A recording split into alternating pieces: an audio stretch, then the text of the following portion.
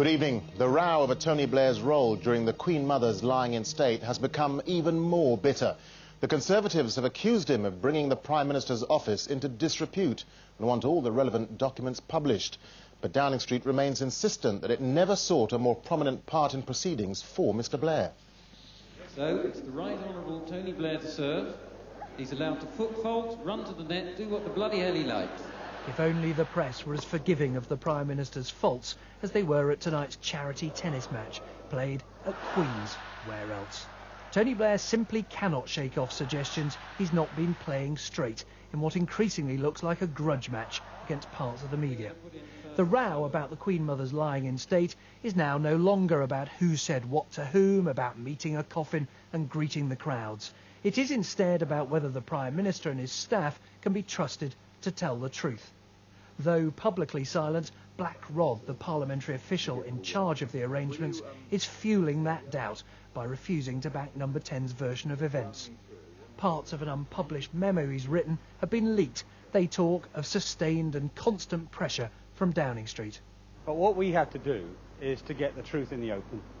That requires all of the documents to be published, Black Rod's documents, Number 10's documents, and after that, the Prime Minister to make a statement to the House of Commons. The idea that on the basis of no allegation now that he intervened in any way, no evidence to that effect, that he should suddenly go to Parliament and make a statement, thus raising and continuing this issue again, is to me completely to get the priorities of the people of this country and Parliament wrong.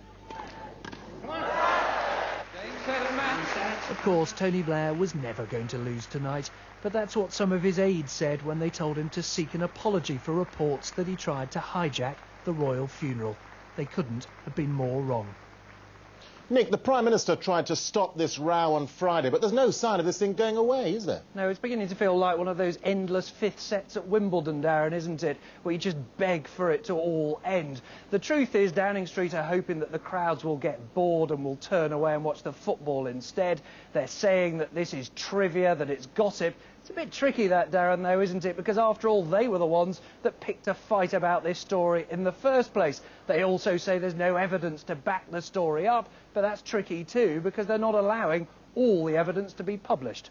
And Nick, what about this memo from Black Rod? Are we ever likely to see it being published? Well, it's tricky for him because as a parliamentary official, he has to say politically neutral, and Tony Blair's aides muttered darkly about it being the first duty of any parliamentary official not to enter a party political battle. But the opposition will try every trick they can to get this memo published. They can ask questions in the House of Commons, of course. It may be that some Commons committee can call Black Rod to give evidence and to produce his memo. I, for one, simply can't believe that this memo won't eventually see the light of day.